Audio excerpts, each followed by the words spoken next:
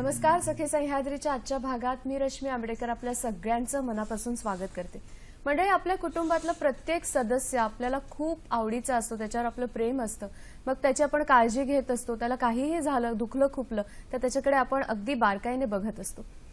पाळीव प्राणी आपल्या घरातले हे सुद्धा आपल्या कुटुंबाचा एक महत्त्वाचा भाग आहेत, महत्त्वाचा घटक आहेत.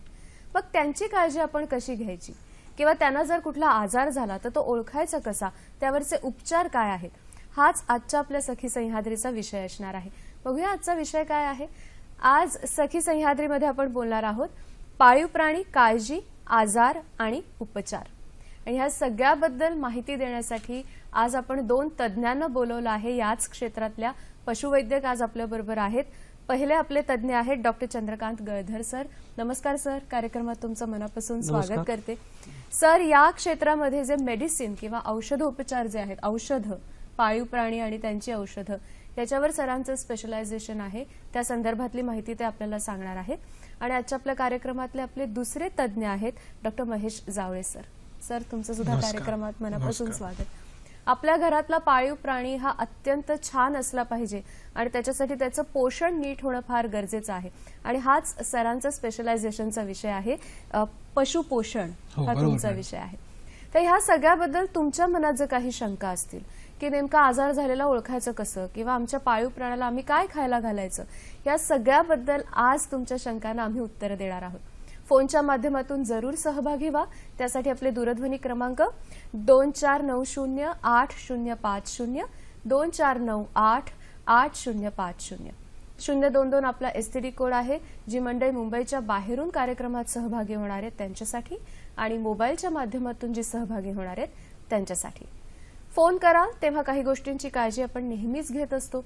एकतर आजचा जो आपला विषय आहे पाळीव प्राणी काळजी, उपचार, औषधं, या सगळ्याबद्दल बोलतोय. नेमके तेच प्रश्न विचारा म्हणजे अधिकाधिक माहिती मिळेल. जर तुम्ही मोबाईलच्या माध्यमातून बोलणार असाल तर अशा ठिकाणी जाऊन आपण बोलणार आहोत जिथे नेटवर्क उत्तम असेल, जेणेकरून तुमचा आवाज मध्ये कट होणार नाही. आणि फोन कराल तेव्हा टीव्हीचा आवाज मात्र आपण पूर्णतः बंद ठेवणार आहोत, म्हणजे तुमचा आवाज इथपर्यंत सलग पोहोचेल. ते आपले फोन नंबर्स, आपले दूरध्वनी क्रमांक पुन्हा एकदा सांगते. 24908050, 24988050 आणि 022 आपला एसटीडी कोड आहे. चर्चेला आपण आता सुरुवात करूया. मुळात पशुवैद्यक शास्त्र किंवा पशुवैद्यक तुमच्यासारखे जे डॉक्टर्स असतात, पाळीव प्राण्यांची काळजी घेणारे, त्यांच्यावर उपचार करणारे, या सगळ्यांचं महत्त्व काय आहे, काय सांगाल सर? मॅडम, सर्वप्रथम मी आपल्या सर्व प्रेक्षकांना एक बातमी सांगू इच्छितो की सध्या ह्या जानेवारीचा जो शेवटचे 2 जे आठवडे आहेत ते पशु कल्याण पंधरवाडा म्हणून साजरा केला जातो. तर आपण प्राण्यांकडून वेगवेगळी उत्पादनं घेत असतो. तर हे उत्पादनं घेत असताना त्यांच्याशी आपण वागणूक कशी करतो, आपण ह्युमन पद्धतीने, आपण माणूस आहोत तर माणुसकीने त्यांच्याशी जी वागणूक आपण दाखवली पाहिजे. त्यांच्यापासून जे उत्पादन घेताना त्यांच्यावर कुठल्या प्रकारचा अत्याचार किंवा क्रुएल्टी तर होत नाहीये, ही आपण जपणूक करण्याच्या दृष्टीने जनसामान्यांमध्ये त्या संदर्भाची जी अवेअरनेस आपण म्हणू शकतो तर ते करण्यासाठी विविध कार्यक्रम आयोजित केले जातात. तर आता आपण आपल्या प्रश्नाकडे वळूया. आपण सांगितलं की पशुवैद्यकांचं महत्त्व काय आहे. तर या संदर्भात मी एक कोट दाखवू इच्छितो की विल रॉजर्स यांची एक कोट आहे की veterinarians are the best doctors in the world. कारण की आमचे जे पेशंट्स आहेत ते बोलू शकत नाहीत. त्यांना आपल्याला समजा त्यांच्या काही दुखापत असेल तर ते त्यांचे जे लक्षण आहेत ते बघून किंवा त्यांचे जे मालक असेल तर त्याच्याशी चर्चा करून त्याची जी हिस्ट्री काय आहे ते करून त्यानंतर आम्हाला कळतं की यांना काय दुखापत झाली असेल आणि त्याच्यानुसार आम्हाला त्यांची शुश्रूषा करावी लागते. आणि दुसरं महत्वाचं सांगायचं म्हणजे की या पशुवैद्यक एका प्रजातीचे ट्रीटमेंट शुश्रूषा करत नाही, तर गाय झालं, म्हैस झाले, त्यानंतर वाईल्ड अॅनिमल सुद्धा. तर अशा प्रकारे व्हेरायटी ऑफ ज्या भिन्न भिन्न प्रजाती आहेत त्यांची शुश्रूषा हे पशुवैद्यक डॉक्टर करत असतो.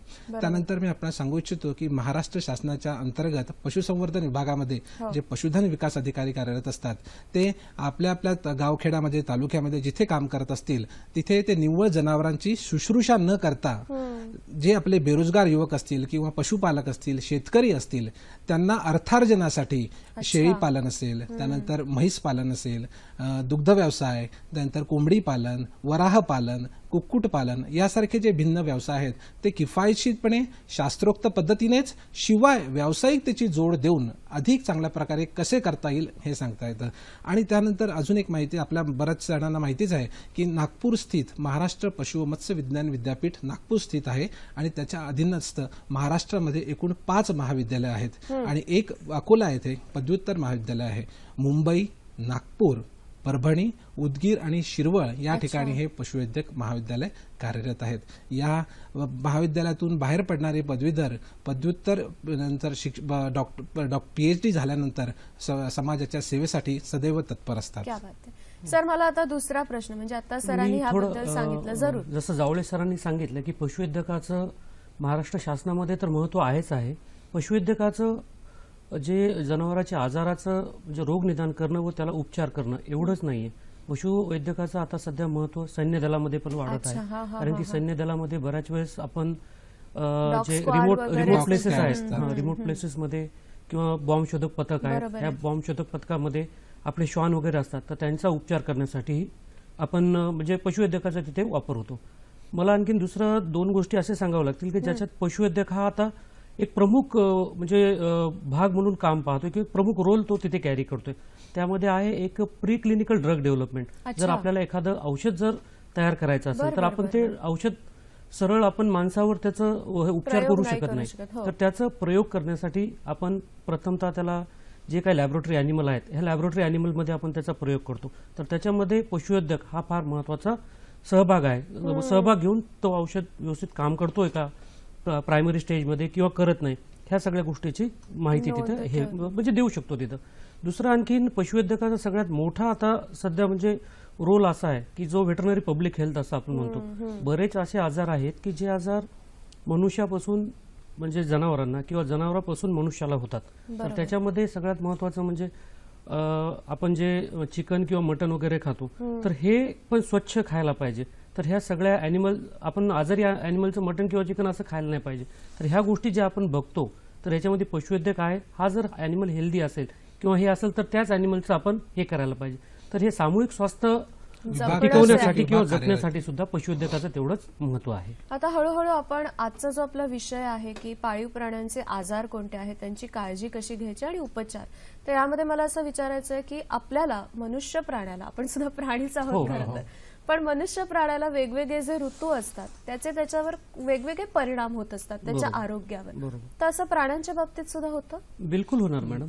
आपण जसं ह्युमन मेडिसिन मध्ये बघतो, जसं आयुर्वेदामध्ये पण लिहिलेलं आहे की ऋतुसंधी. ऋतुसंधी म्हणजे कसे असते की एक सीझन सुरू झाला आणि दुसरा सीझन सुरू होतो. तर पहिला सीझन जो सुरू होतो त्याच्यातला शेवटचा काळ आणि दुसरा सीझन जो सुरू होतो त्याचा सुरुवातीचा काळ. जसं की उन्हाळा संपला आणि पावसाळा सुरू झाला किंवा हिवाळा संपला आणि उन्हाळा सुरू झाला. तर हिवाळ्यामध्ये आपल्याला माहित आहे की आपण म्हणजे ह्युमन बिईंग सुद्धा किंवा अॅनिमल हे पाणी थोडंसं कमी पितात.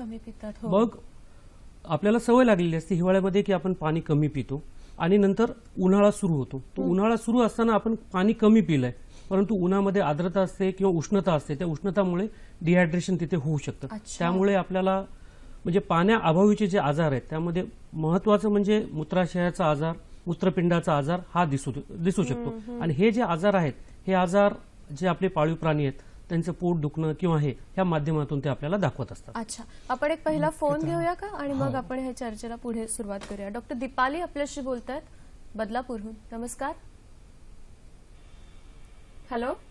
हॅलो, बोला. नमस्कार. माझे असे प्रश्न आहेत की गाईला जेव्हा वासरू होतं तर त्याला पाणी आपण कधीपासून त्याला प्यायला देऊ शकतो? कारण असं सांगतात की त्यांना पाणी प्यायला दिलं की त्यांना जुलाब होतात म्हणून. हा एक प्रश्न झाला. दुसरी गोष्ट अशी आहे की आपण पाळीव प्राणी म्हटलं तर आपण पाळलेल्या त्या प्राण्यावर फक्त प्रेम करायचं का, बाहेरच्या प्राण्यांवर प्रेम करायचं नाही का? कारण पांजरपोळमध्ये वगैरे जाऊन बघितलं ना तर फार बिकट परिस्थिती त्या जनावरांची झालेली दिसते आपल्याला. तिसरी गोष्ट म्हणजे गायी वगैरे ज्या रस्त्यावरती असतात ना त्यांना अक्षरशः अमानुषपणाने वागवलं जातं. म्हणजे इकडे आपण गायीला देव म्हणतो परंतु प्रत्यक्षात तिथं बघितलं तर अशा वेळेला म्हणजे रस्त्यावरचा एक सिराईत म्हणून आपण काय करू शकतो? आणि पांजरपोळमध्ये असे स्वतःहून डॉक्टर कोणी जातात का, व्हेटरनरी डॉक्टर? तुमच्या सगळ्या प्रश्नांची उत्तरं आपले तज्ज्ञ आजचे देणार आहेत. पहिला प्रश्न जो दीपाली मॅडमचा होता बदलापूरहून, त्यांनी असं विचारलं होतं की वासरू जेव्हा होतं गाईला त्याच्यानंतर त्याला पाणी कधी द्यायचं, कारण काही काही वेळेला असं होतं की त्याला जुलाब वगैरे होतात, तर काय सांगाल सर ह्याच्याबद्दल? नाही, गाईची किंवा म्हशीची डिलिव्हरी झाल्याच्या नंतर आपल्याला जो वासरू भेटतो त्याला आपण पाणी देऊ शकतो. पण मी असं म्हणेल की आपण पाणी देण्याच्या ऐवजी त्याला जर पहिलं जे आईचं दूध आहे, ज्याला आपण चीक म्हणतो, हे चीक देणं खूप जरुरी आहे. हे चीक दिल्यामुळे काय, त्याची जी इम्युन सिस्टीम आहे, ज्याच्यामध्ये की रोग प्रतिकारक शक्ती वाढण्याचं जे काय, हे त्या चिकामध्ये भरपूर असतं. त्या चिकाचे जे इम्युनोग्लोब्युलिन्स आहेत, हे इम्युनोग्लोब्युलिन्स पहिल्या 24 तासापर्यंत जे नवीन पिलू जन्मलेलं आहे त्याच्यामध्ये ऍब्सॉर्प्शन चांगलं होतं आणि ते जे वासरू आहे याची रोग प्रतिकारक शक्ती वाढण्यासाठी त्याचा उपयोग होतो. बरोबर. आता पाणी दिल्याच्या नंतर आपण असं म्हणतो की म्हणजे हागवण लागणे वगैरे, जर तुम्ही खूप जास्त प्रमाणात जर पाणी दिलं तर येऊन आपण माणसामध्ये सुद्धा बघतो की आजार उद्भवू शकतात. पण मी असं म्हणेल की पाणी आपण देऊ शकतो, पण पहिला जो चीक आहे हा देणं जास्त महत्वाचं आहे, ज्याच्यामध्ये की इम्युन सिस्टीम स्टिम्युलेट होऊन जे इम्युनोमॉड्युलेशनचं काम आहे. कारण की आपण बघतोय जे पिलू जन्मलंय हे पहिले आईच्या कुशीमध्ये असतं, तर आईच्या कुशीमधलं त्याचं जे म्हणजे वातावरण असतं आणि डिलिव्हरी झाल्याच्या नंतर जे बाहेर आलेलं असतं ह्या वातावरणामध्ये खूप फरक असतो. कारण की आईच्या पोटात असताना थोडंफार जर तापमानाचा जर फरक पडला तर त्या याच्यामध्ये ते मेंटेन होतं, पण बाहेर आल्याच्या नंतर खूप थंडी असेल तर त्याला स्ट्रगल करायला लागतं, खूप उष्णता असेल तरी पण स्ट्रगल करायला लागतं. तर ह्या गोष्टी फार महत्वाच्या आहेत आणि ह्याच्यासाठी त्या आईच्या दुधाचं चीक त्याला मिळणं अत्यंत गरजेचं. सर तुम्ही काय सांगाल, कारण सरांचा सुद्धा तो विषयच आहे आणि आपण हळूहळू आहाराबद्दल पण बोलूया. बरोबर आहे. नवजात जे वासरू आहे त्याला सर्वप्रथम झाल्यानंतर त्याच्या मातेसमोर ठेवावं. माता त्याची जी पूर्ण त्याच्या जे आहे जिभेने पूर्ण चाटून त्याला व्यवस्थित साफ करते. त्याला श्वास घेण्यासाठी आपलं काम आहे की त्याच्या नाकामध्ये जो एक स्त्राव असतो, चिकट स्त्राव, तो काढून मोकळा करणे आणि मग त्याच्यानंतर त्याला हळूहळू मातेकडे नेऊन त्याला चीक पाजण्यासाठी प्रवृत्त करावे. या चिकामध्ये काय आहे की पूर्ण इम्युनोग्लोबिन, जसं सरांनी सांगितलं की पूर्ण शरीराचं जे पोषण आहे आणि बॉडीला जी रोगप्रतिकारक शक्ती ज्या आयुष्यात लागत असते तर ते पूर्ण पोषण या चिकामध्ये उपलब्ध असतं. आता ह्याच अनुषंगाने मला असं विचारायचं की हे तर झालं आता गाय वासरू ह्यांच्याबद्दल, पण एकंदरीतच आपल्या घरातले जे पाळीव प्राणी असतात त्यांच्या आहाराची आपल्याला काय काळजी घ्यायची? कारण बऱ्याचदा आपण अशा गोष्टी त्यांना खायला घालतो ज्या त्यांच्यासाठी उपयोगाच्या नसतात. आहाराबद्दल सांगायचं झालं मॅडम तर कोणताही सजीव म्हटला तर त्याला आहारामध्ये 6 पोषक द्रव्य आहेत, ते आहारामध्ये आणणे आवश्यक आहे. सगळ्यात महत्वाचं म्हणजे पाणी आणि पाण्यानंतर आहे प्रथिने, कर्बोदके, स्निग्ध पदार्थ, त्यानंतर खनिजे आणि जीवनसत्वे.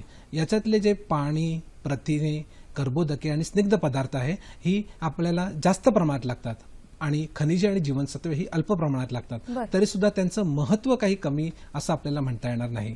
तर हे जे आपण या पाळीव श्वानांसाठी जो आहार म्हटलेला आहे त्याचे काही मानकं आहेत.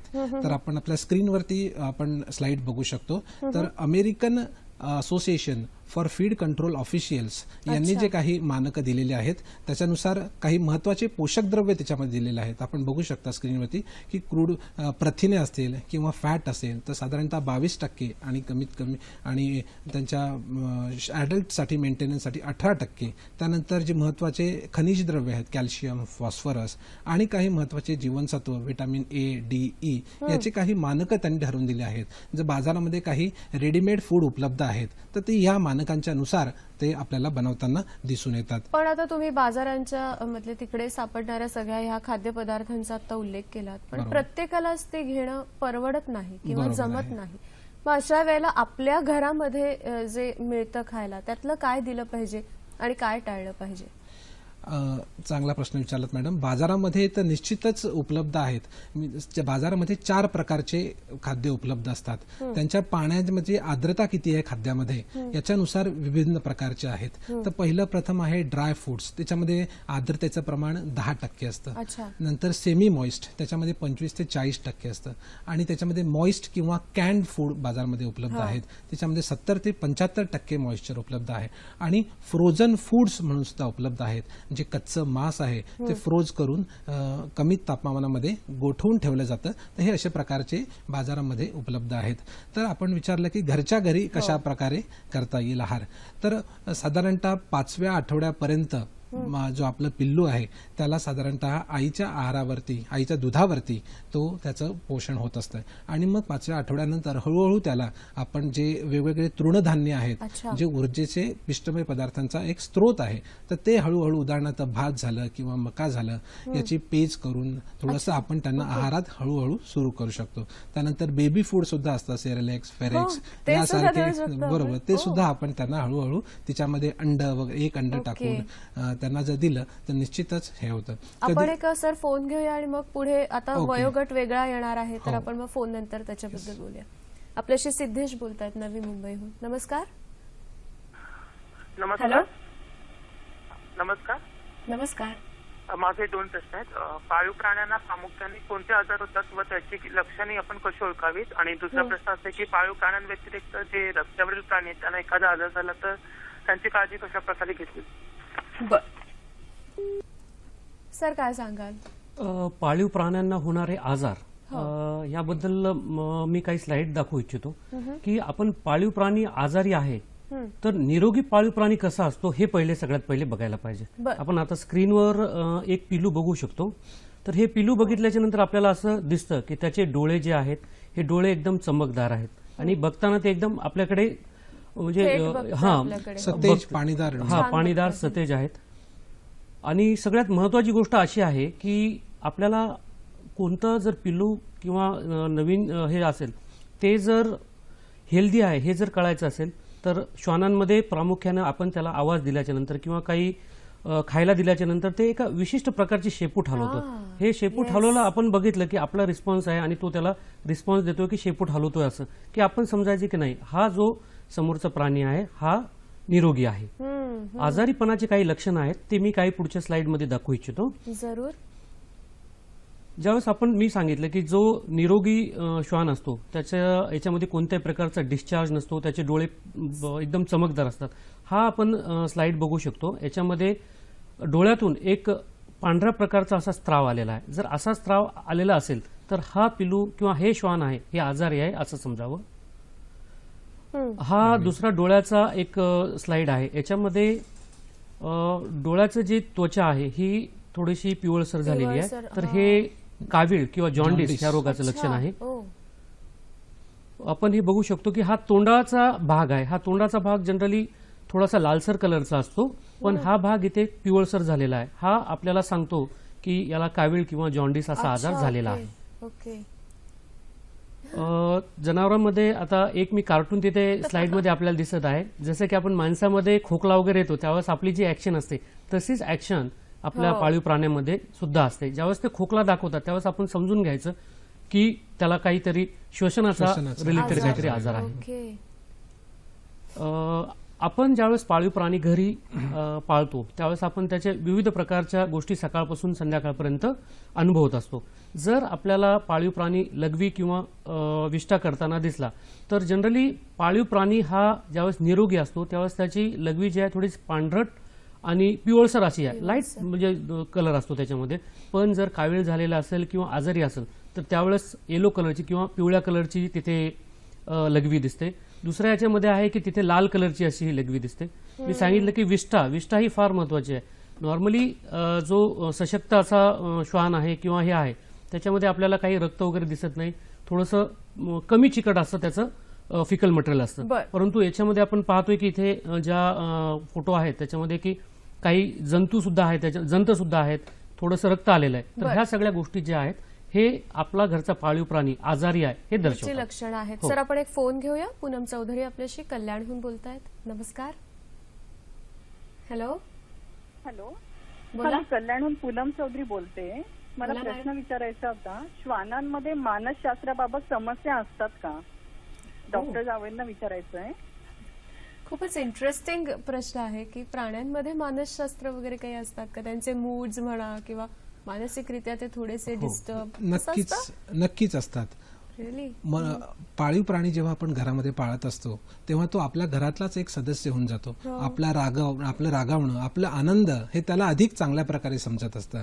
जेव्हा आपण हे जे श्वान आहेत ते वेगवेगळ्या ठिकाणी कर्तव्य बजावत असतात, जसं सरांनी सांगितलं पोलीस खात्यामध्ये असतात, लष्करामध्ये असतात, तेव्हा हे कर्तव्य बजावत असताना त्यांचं ते टास्क पूर्ण झालं नाही तर ते निश्चितच डिप्रेस होतात. अच्छा. उदाहरण सांगू शकतो की जे काही रेस हॉर्सेस असतात हा. ते समजा रेसमध्ये जेव्हा धावतात आणि जेव्हा पहिला येणारा जो घोडा असेल तर तो पहिला येऊ शकला नाही हा. तर तो थोडा डिप्रेस होऊन जातो. हो. त्यानंतर जे रेस्क्यू ऑपरेशन्स मध्ये जे श्वान वापरले जातात हा, हा, हा. त्यांना जबाबदारी दिली असते की कोणी गाडलेलं वगैरे मनुष्य असेल तर त्याला शोधून काढायचं. काढायचं. जर त्याला ते पूर्ण दिवस शोधल्यानंतरही भेटलं नाही तर ते थोडेसे डिप्रेस होऊन जातात. पण तर मग ते अशा काय वेळी लक्षणं दाखवतात तर सर डिप्रेस वगैरे असतं तर? जसं सरांनी सांगितलं आनंदी दिसणे चेहरा, तर चेहरा पूर्ण मलूल होऊन जातो. त्यांच्या हावभावावरूनच त्याचा जो केअरटेकर आहे त्याला कळून जातं की हे झालेलं आहे. तर अशा वेळेस कृत्रिमरित्या मुद्दामून कोणीतरी त्या ढिगाऱ्याखाली लपून वगैरे असून त्याला एक आनंद देण्याचा की बाबा त्याने सापडवलं अशा प्रकारे आनंद द्यायचा प्रयत्न करतात. तर प्राण्यांना सुद्धा आपल्या भावना निश्चितच चांगल्या प्रकारे समजतात, त्यामुळे त्यांना त्या जपल्या पाहिजे आपण. बरं सर, आजार झाले उपचारांकडे थोडं नंतर येऊया. सर मगाशी जे आहाराचं सांगत होते ते अगदी छोट्या प्राण्यांबद्दल सांगून झालं. आता वयोगट बदलला, थोडं मोठं व्हायला लागलं ते पिलू, मग आहारामध्ये कसे कसे बदल करायचे?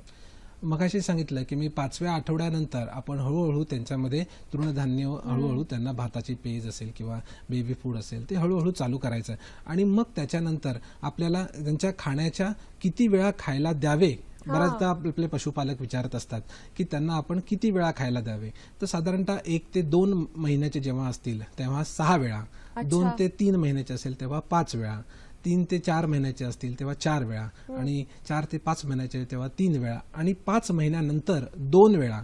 अशा प्रकारे त्यांच्या खाण्याच्या वेळा करायच्या आणि त्यांना खाण्यामध्ये आपण भात असेल, गहू असेल, सोयाबीन, नंतर विविध भाज्या आहेत, मुळा आहे, नंतर कॅरेट आहे, त्यानंतर विविध फळे सुद्धा त्यात आवडीने खातात. त्यानंतर मांस, चिकन, असे विविध पनीर आहे, दुधाचे वेगवेगळे पदार्थ आहे. तर हे सर्व पदार्थ आपण त्यांच्या खाण्यामध्ये मिश्र करून त्यांना वेगवेगळ्या सर्विंगमध्ये देऊ शकतो. सर पण मला असं विचारायचं आहे की बऱ्याच घरांमध्ये असं होतं की आमच्या घरी आज हे बनलं, मग ते कालचं उरलेलं होतं, मग आमच्या मोतीला आम्ही आज तेच खायला घातलं. तर असं करायचं असतं का? किंवा आमचा मोती आईस्क्रीम फार प्रेमाने खातो, चॉकलेट तर त्याला फार आवडतं, या सगळ्याबद्दल काय सांगाल तुम्ही? नाही, चॉकलेट खाऊ घालणं कितपत योग्य आहे हे म्हणजे कसं आहे, चॉकलेट आपण खाऊ घालू नये. जास्त खाऊ घालू नये, कारण की चॉकलेटमध्ये थायोब्रोमिन नावाचं एक कंटेंट आहे, जे आपण कोका कोला असतो म्हणजे ड्राईड कोक जे आहे हे कोकचे कंटेंट त्याच्यामध्ये असते. तर जास्त जर चॉकलेट खाल्लं तर चॉकलेटची विषबाधा सुद्धा होऊ शकते. तर चॉकलेटच्या विषबाधाची प्रमुख लक्षणं म्हणजे लघवी होणे, त्याच्यानंतर संडास लागणे, अॅनिमल थोडासा म्हणजे मुलूल होणे, हे त्याचे प्रमुख लक्षण आहे. तर त्यावेळेस आपल्याला समजा जर असे लक्षणे दिसून आले तर त्यावेळेस आपण एक प्रकारे विचारायला पाहिजे. आता मुंबईसारख्या ठिकाणी लोकांच्या घरी श्वान आहेत, तर सकाळी जो घरचा माणूस आहे तो कामाला जातो आणि तिथे काम करायला कोणतरी दुसरी बाई किंवा जे घरकामवाले माणूस आहे तो येतो. तर त्यावेळेस त्याने ऍक्सिडेंटली जर काही चॉकलेट वगैरे जर खायला दिले तर संध्याकाळी किंवा 2-3 तासांना आपल्याला त्याच्या टॉक्सिसिटीचे सिम्पटम्स दिसू शकतात. तर त्यावेळेस जर आपल्याला असं वाटेल तर आपण पहिले हिस्ट्री वगैरे घ्यायला पाहिजे की आपण किती चॉकलेट दिलेत, कोणत्या प्रकारचे दिलेत आणि त्यानंतर किती वेळाच्या नंतर सिम्पटम सुरू झालेत, ह्या गोष्टी आपण तिथे कटाक्षाने बघायला पाहिजे. आणि आईस्क्रीम्स वगैरे, हो, हे जे चॉकलेट, आईस्क्रीम सारखे पदार्थ शक्यतो आपण आपल्या श्वानांना देऊ नये, कारण की त्यांना सुद्धा नंतर पुढे मनुष्यामध्ये जसे विभिन्न आजार होतात, जसे डायबिटीस असेल, हृदयरोग असेल, किडनीचा त्रास असेल, तर असे आजार सुद्धा आपल्याला श्वानांना वयस्कर झाल्यानंतर डायबिटीस वगैरे होतात. डायबिटीस आता आमचे पशुवैद्यकीय जे मेडिसिन डिपार्टमेंट आहे मुंबई पशुवैद्यकीय महाविद्यालयामध्ये, तिथे जो आमचा मेडिसिन वार्ड आहे, तर सध्या म्हणजे आम्हाला एक 3-4 महिन्यातून 1-2 तरी पेशंट भेटतात की जे डायबिटीसने ग्रासित आहेत. तर कुत्र्यामध्ये सुद्धा डायबिटीस होतो आणि आपण मनुष्यामध्ये डायबिटीसला जशी ट्रीटमेंट देतो, जसे इन्सुलिन देणं आहे, इन्सुलिनची मात्रा देणं आहे, तशाच प्रकारची ट्रीटमेंट आम्ही आमच्या इथे सुद्धा प्राण्यांना करतो. ओके, आपण सर एक फोन घेऊया आणि मग आपली पुढची चर्चा आपण सुरू ठेवूया. सुमती बोलतात आपल्याशी. नमस्कार, जळगावहून. हॅलो. हॅलो, बोला सुमती ते. हा, नमस्कार. नमस्कार. मी सौ सुमती पाटील जळगाववरून बोलते आहे. बोला. माझा प्रश्न असा आहे की आम्हाला घरात एक पाळीव प्राणी आणायचा आहे, तर याकरता आमची जबाबदारी काय असायला हवी? खूप छान प्रश्न आहे. सुमती मॅडमचा जो प्रश्न होता की त्यांना पाळीव प्राणी आणायचा आहे घरी, तर एक जबाबदारी काय असते, कशा पद्धतीने वागलं पाहिजे, याबद्दल काय सांगाल सर? अतिशय चांगला प्रश्न विचारला आहे की पाळीव प्राणी घेण्याच्या आधी काय जबाबदारी आहे. नाही तर बरेच जण काय असतं, सध्या सोसायटीमध्ये आपण बघतो की एक तो स्टेटस सिम्बॉल झालेला आहे की त्यांच्याकडे हा कुत्रा आहे तर आमच्याकडे सुद्धा कुत्रा असणं आवश्यक आहे. बरोबर आहे. परंतु कुत्रा आपण श्वान जेव्हा आपण घरी आणतो आहे तेव्हा तो एक घरातील एक सदस्य म्हणून आपण त्याच्याकडे बघणं आवश्यक आहे. तेव्हा त्याच्या खाण्यापिण्याच्या सवयी असतील, त्यानंतर त्याचं लसीकरण असेल, त्यानंतर त्याचा आजारी पडला तर त्याची शुश्रूषा करणं आहे, त्यानंतर त्याला फिरायला नेणे, बरोबर आहे. हे सर्व करण्यासाठी त्यानंतर त्याला आधी सुरुवातीला ट्रेनिंग द्यावं लागतं, काही सवयी त्याला लावाव्या लागतात. तर ह्या सर्व आपण त्याला लावू शकू का, त्याला आपण वेळ देऊ शकू का, ह्या सर्व याचा पूर्ण श्वान आणण्याच्या आधी गरजेचं आहे. आणि आपल्या गरजेनुसार सुद्धा म्हणजे आपली गरज काय आहे त्यानुसार, कारण खूप प्रकारचे श्वान आहेत, लहान साईज पासून मोठ्या प्रकारचे श्वान आहेत. तर आपल्याला गरज कशाची आहे, कारण की श्वान जे आपण बघतो की विविध भूमिका पार पाडत असतात. मतिमंद मुलांचा साधी कंपॅनियन म्हणून ते काम करतात. काही तोत्रेपणा काही मुलांमध्ये जर तोत्रेपणा असेल तर ते त्यांच्यासोबत अधिक मोकळेपणाने बाळगतात आणि त्यांचा तो न्यूनगंड सुद्धा दूर होतो. ऑटिझम वगैरे सारख्या आजारांमध्ये सुद्धा हल्ली ती थेरपी म्हणून स्पेशल चाइल्ड असतात, त्यांच्यासोबत जर त्यांना जर ठेवलं तर नक्कीच त्यांचं जे कार्य करण्याची क्षमता आहे ती अधिक चांगल्या प्रकारे ते करू शकतात. अपंगांसाठी तो एक आसरा आहे. तर असं कंपॅनियन आणि सर्व्हिस ही दोन्ही प्रकारचे हे श्वान भूमिका देत असतात. तर आपण त्यांचं पूर्ण ही जबाबदारी पार पाडू शकू की नाही हे विचार करून मग नंतर आपण त्यांचे पॅरेंट होणार आहोत. बऱ्याच वेळेस श्वान पालन जे आहे हे सुरक्षासाठी केलं जातं. बरोबर. सुरक्षेव्यतिरिक्त म्हणजे सुरक्षा म्हणजे आपल्या घराची सुरक्षा असेल किंवा एखाद्या खेड्यागावामध्ये जर आपण श्वान पाळले तर शेताची सुरक्षा असेल, घराच्या शेतातील गोठ्याची सुरक्षा असेल. हा एक त्याचा म्हणजे पाळण्याचा पाठीमागचा उद्देश आहे. पण दुसरा सगळ्यात महत्वाचा उद्देश जो की मी मेट्रो सिटीमध्ये बघतोय की एकटेपणा. बऱ्याच फॅमिली अशा आहेत की जे एकटे असतात, तर त्यावेळेस काहीतरी विरंगुळा असायला पाहिजे किंवा आपला एक जवळचा कोणतरी मित्र असायला पाहिजे. तर श्वानांना पाळून श्वान हा आपला जवळचा मित्र आहे असं संकल्पना हे करून सध्याचा जो ट्रेंड चालू आहे की त्याच्यामध्ये की श्वान घरी आणून पाळणे, ज्याच्यामुळे एकटेपणा वगैरे कमी होऊ शकेल, ह्या गोष्टी तिथे हे. आणि सरांनी सांगितल्याप्रमाणे निश्चितच मानसशास्त्रामध्ये किंवा मानसिक रुग्ण जे आहेत किंवा जे आजार आहेत ते दुरुस्त करण्यासाठी किंवा त्यापासून एक सुटका भेटण्यासाठी सुद्धा श्वानांचा सध्या वापर केला आहे. आपण मगाशी सर आजारपणांबद्दल बोललो, पण त्याच्यावर योग्य पद्धतीने उपचार होणं सुद्धा तितकंच गरजेचं आहे. लक्षणं तर तुम्ही सांगितलीत, पण हे सगळे जे वेगवेगळे आजार होतात त्याच्यावर काय काय उपचार पद्धती असतात? आपण आता काही स्लाइड बघितल्या ज्यामध्ये की आजारीपणाचे लक्षणं आपण त्याच्यामध्ये हे केलं. जर हे जे सायन्स अँड सिम्पटम्स आहेत हे जर जास्त गंभीर प्रकारचे असतील तर आपण त्याला त्वरित पशुवैद्यकाच्या सल्ल्याने औषध द्यावं. पण जर सौम्य प्रकारचे काही असेल आणि घरच्या घरी जर आपण काही करू शकत असेल तर निश्चितच त्यासाठी आपल्याला करता येईल. जसं की घरातून वावरत असताना श्वानांना किंवा मांजरींना झालेल्या छोट्या छोट्या जखमा, तर ह्या छोट्या जखमा आहेत तर हे आपण घरी जे अँटीसेप्टिक लोशन किंवा सोल्युशन जे आहे त्याचा वापर करून त्या हे करू शकतो. म्हणजे जसं आपण प्रथमोपचार आपल्यासाठी ठेवतो एखादी किट, तसं प्राण्यांसाठी अर्थातच आपल्याला प्रथमोपचार किट जशी आपल्याला आपण लहान मुलांसाठी किंवा आपल्या घरच्या कामासाठी करतो तशी प्रथमोपचार किट आपल्याला आपल्या घरी सुद्धा श्वानांसाठी करता येऊ शकेल. तर त्या किटमध्ये काय काय? हो, तर त्या किटमध्ये आपण म्हणजे बँडेज ठेवायला पाहिजे, अँटीसेप्टिक लोशन जे आहे तुमचं सेव्हलॉन असेल किंवा बिटाडीन वगैरे जे आहे, जखमा हो हँड ग्लोव्ह सुद्धा लागणार आहे. कात्री ज्या आहेत 2 प्रकारच्या कात्र्या असतात, एक सरळ ज्याचा हे असतं आणि एक नेल कटर पण आहे, हे नेल कटर सुद्धा ठेवू शकतो.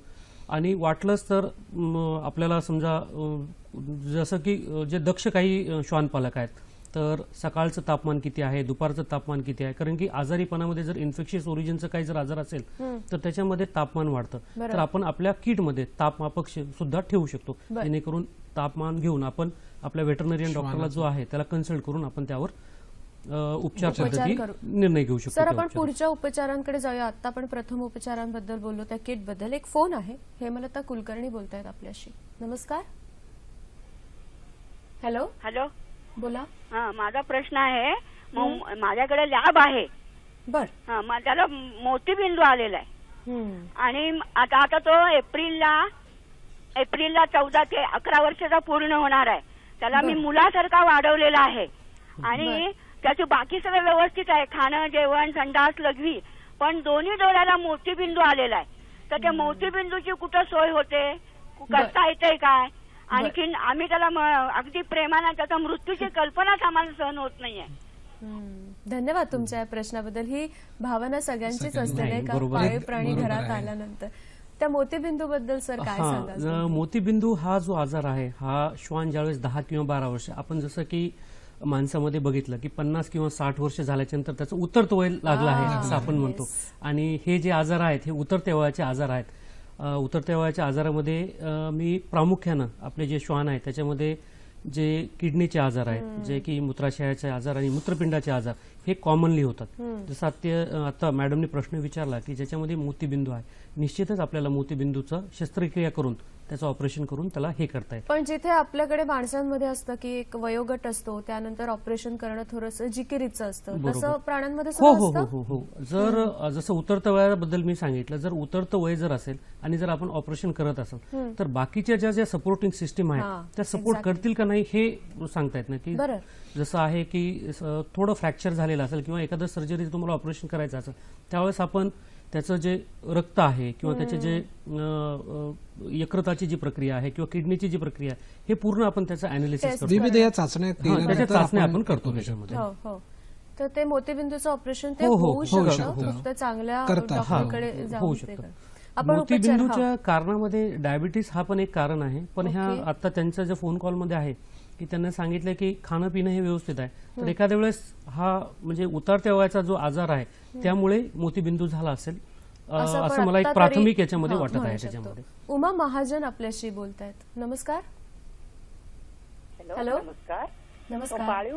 पाळीव प्राण्यापासून घरातल्या लोकांना कुठले कुठले रोग संभव होऊ शकतात, आणखीन त्यापासून कसा आपण बचाव करावा? आणखीन एक माझा प्रश्न आहे की आम्ही बाहेरून दूध घेतो आणि ते ज्या म्हशीचं किंवा गाईचं दूध आहे ते निरोगी गाईचं आहे तर कसं ओळखणार, ते कसं ओळखावं? आणखीन एक असे की घरी जे कुत्रे पाळलेले असतात, मी पाहिलेले आमच्या शेजारी वगैरे, अक्षरशः ते किस घेत असतात. त्यामुळे काय त्या लोकांना किंवा त्या लहान मुलांना काय होणार नाही का, अपाय होणार नाही का? थँक्यू. धन्यवाद. तुमचा जो दुसरा प्रश्न होता की आपण गाई म्हशीचं दूध जे घरी आणतो ते चांगलं सकस वगैरे आहे का, तर ते पडताळण्याचे ज्या पद्धती आहेत त्या थोड्याशा वेगळ्या आहेत. त्या पाळीव प्राणी ह्या आजच्या सदरामध्ये येत नाहीत. पण तुमचे जे बाकीचे 2 प्रश्न होते की पाळीव प्राण्यांपासून माणसांना कुठले आजार होतात आणि त्याच्यावर आपण काय करू शकतो, सर त्या उपचारांमध्ये आता लसीकरण सुद्धा तुम्ही नाही, हे पाळीव प्राण्यांचे आजार, जसं की आपला जो कार्यक्रम सुरू झाला त्यावेळेस जो पहिला प्रश्न असा होता की पशुवैद्यकाचे महत्व काय, ज्याच्यामध्ये मी म्हणजे सामूहिक स्वास्थ्य जे आहे त्याच्यामध्ये पशुवैद्यक हा फार महत्वाचा म्हणजे रोल कॅरी करतोय सध्या. तर निश्चितच पाळीव प्राण्यांपासून माणसांना, आणि मी तर असे म्हणेन माणसापासून सुद्धा पाळीव प्राण्यांना काही आजार होऊ शकतात, एकमेकांना हो त्याला आपण झोरोटिक डिसीजेस असं म्हणतो, त्याला आपण झोरोटिक डिसीजेस असं म्हणतो. तर पाळीव प्राण्यापासून आपण माणसांना होणाऱ्या आजारामध्ये प्रामुख्याने रेबीज हा आजार फार गंभीर आहे आणि ह्या आजारावर आपण लक्ष केंद्रित केलं पाहिजे. कारण की आता जे सध्याचे जे काही नॅशनल आणि इंटरनॅशनल रिपोर्ट्स आहेत त्याच्यामध्ये श्वान दंशाने चावलेल्या लोकांना आणि त्यांच्यामध्ये रेबीजचे संक्रमण झालेल्याची जी संख्या आहे ही थोडीशी वाढलेली आहे त्याच्यामध्ये. तर रेबीज हा आजार जो आहे हा आजार जनावरांकडून पाळीव प्राण्यांकडून आपल्याला होऊ शकतो. पण हा आजार लगेच त्यांना झाला म्हणजे आपल्याला होईल असं हे नाही. आपण बऱ्याच वेळेस लसीकरण करून जे आपल्याकडे पाळीव प्राणी आहेत त्यांना आपण अँटी रेबीजची लस जी आहे ही 2 ते 3 महिन्याला असताना आपण देऊन त्या आजाराचं जे म्हणजे त्याच्यामध्ये अँटीबॉडी तयार होतात ह्या व्हॅक्सिनमुळे, ह्या लसीकरणामुळे, आणि तो आजार त्यांना होणार नाही ह्या गोष्टीची आपण दक्षता घेतो. दुसरा फार महत्वाचा आजार जो मला असं वाटतो, ज्यावेळेस आम्ही केसेस काही पाहतो, ह्युमन म्हणजे जे श्वानपालक आहेत हे श्वानपालक त्यांच्या श्वानांना घेऊन दवाखान्यात येतात त्यावेळेस जे खरूज आहे हा खरूज सुद्धा, जे की श्वानांना वगैरे झालेली खरूज आहे, तर असंच एका श्वानाला खरूज झाली होती, आम्ही त्याला बघत होतो आणि बघताना मी सहज त्या जो श्वानपालक आहे त्याचा सुद्धा हात बघितला तर त्याचा सुद्धा हाताला त्याच प्रकारचं हे झालं होतं. तर असे आजार सुद्धा श्वानांपासून म्हणजे एकमेकांपासून त्वचा विकार, त्वचा विकार, ज्याच्यामध्ये की खरूज आहे. कारण की नॉर्मल समजा जर याला झालेला असेल तर आपण त्याला हात लावतो किंवा त्याच्यासोबत भरपूर वेळ घालतो, तर भरपूर वेळ घालतो तर त्यावेळेस ते संक्रमण होण्याचे त्याच्यामध्ये चान्सेस भरपूर असतात. कुत्रा किंवा कुठलाही पाळीव प्राणी आपल्या घरातला सदस्य झाल्यानंतर तो आपलाच असतो, पण त्यावेळेला आपल्या ज्या छोट्या छोट्या गोष्टी असतात की दरवेळेला त्याला हात लावल्यानंतर हात धुणे, हे आपण कालांतराने विसरत जातो का? कारण तो इतका जवळचा झालेला असतो. काय सांगाल? तर त्या सवयी, या हायजीन ज्याला आपण म्हणू, स्वच्छता, ती पाळणे अत्यंत आवश्यक आहे. श्वानाला हात लावल्यानंतर आपलाच नाही, आपल्या घरात लहान मुले सुद्धा असतात, बरोबर आहे. तर त्यांना सुद्धा हे शिकवलं गेलं पाहिजे की आपल्या श्वानांना हाताळल्यानंतर हात स्वच्छ धुवून मगच नंतर आपण भोजन ग्रहण करावे.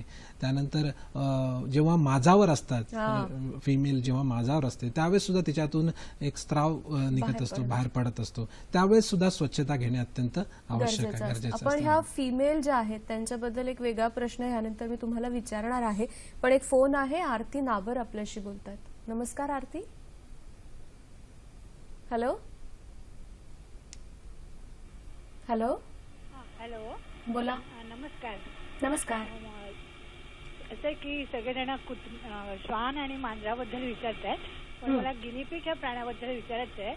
तो अगदी कमी ह्याच्यात पाळला जातो, तर त्याची काळजी कशी घ्यायची आणि त्याचं मलमूत्र माणसासाठी धोक्याचं आहे का? कारण ते साफ करावं लागतं आणि तो प्राणी फार भित्रा असतो, तर त्याची काळजी कशी घ्यायची आणि त्याचं आयुष्य किती असतं? ओके, तुमच्या प्रश्नाचं सर नक्की उत्तर देतील. गिनीपिग्स बद्दलचा प्रश्न होता की ते सुद्धा पाळले जातात शहरामध्ये, मुंबईमध्ये आहे त्यांचं? मुंबईमध्ये गिनीपिग आणि रॅबिट जे आपण ससे म्हणतो, हे ससे आणि म्हणजे गिनीपिग वगैरे पाळतात, परंतु प्रायमरी जे पांढरे उंदर आहेत, रॅबिट आहेत आणि गिनीपिग आहेत, हे आपण रिसर्चमध्ये प्री क्लिनिकल ट्रायल्ससाठी वगैरे आपण जास्त यूज करतो. आता त्यांनी विचारले की त्याच्यामध्ये होणारे आजार वगैरे, स्ट्रेसमुळे शक्यतोवर त्यांच्यामध्ये आजार उद्भवतात आणि व्हिटॅमिन सी जे आहे याची डिफिशियन्सी जनरली गिनीपिगमध्ये आढळते.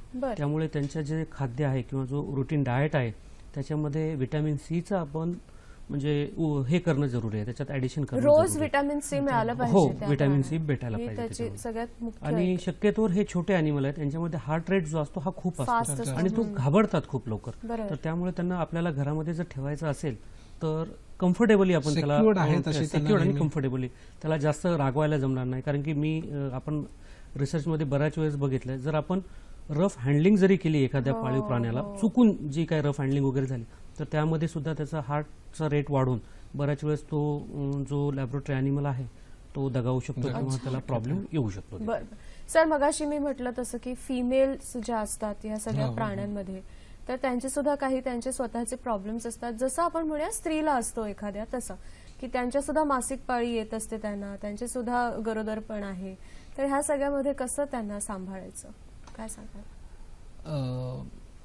मादी श्वान याच्यामध्ये साधारणतः 8 महिन्याच्या नंतर ते माज दाखवतात. जे छोटे श्वान आहेत ते आधी दाखवतात आणि जे मोठ्या प्रजाती आहेत त्या साधारणतः 9 ते 10 महिन्याच्या नंतर त्या माजावर दाखवतात. तर या जेव्हा माजावर येतात तेव्हा त्यांच्या नीरण ही सुजलेली दिसते आपल्याला आणि त्याच्यातून एक असा स्वच्छ आणि असा स्त्राव बाहेर पडत असतो आणि साधारणतः 8व्या दिवसाच्या पुढे त्याच्यापासून एक असा गुलाबी लालसर रंगाचा असा स्त्राव निघत असतो. तर यावेळेस आपण समजू शकतो की ही जी मादी आहे ती नराकडे थोडी आकर्षित होते आणि त्यावेळेस जो स्त्राव निघत असतो तो आपल्या घरामध्ये, त्यामुळे तीच वेळ आहे की आपल्या घराची व्यवस्थितपणे काळजी घेणं अत्यंत आवश्यक आहे, हायजीन जपणं आवश्यक आहे.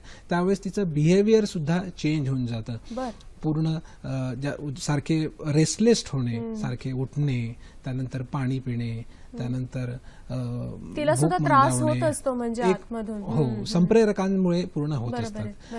गलदर सर जास्त मला ह्याच्यामध्ये अबनॉर्मल आहे किंवा हे काहीतरी चुकतंय, हे कसं काय ओळखता? नाही, जसं मादी माझ्यावर आलेली आहे याचं प्रमुख लक्षण म्हणजे आपल्याला रक्ताचे थेंब दिसतात किंवा थोडासा स्त्राव दिसतो.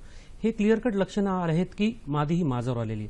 याच्यासोबत आपण काही लक्षणांना कोरिलेट करू शकतो, ज्याच्यामध्ये की मादी ही नराकडे आकर्षित होणे किंवा एक मादी ही दुसऱ्या मादीसोबत थोडंसं मस्ती टाईप असे करणे, अशा गोष्टी होतात.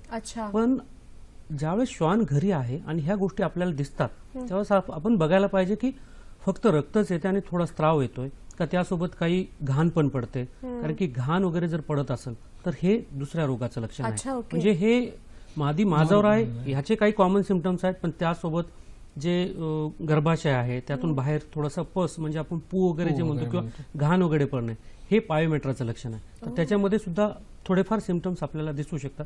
जर आपल्याला म्हणजे ज्यावेळेस आपण इन्स्पेक्शन करतो किंवा त्या श्वानाला पाहतो त्यावेळेस ह्या गोष्टी आपण कटाक्षाने बघायला पाहिजे.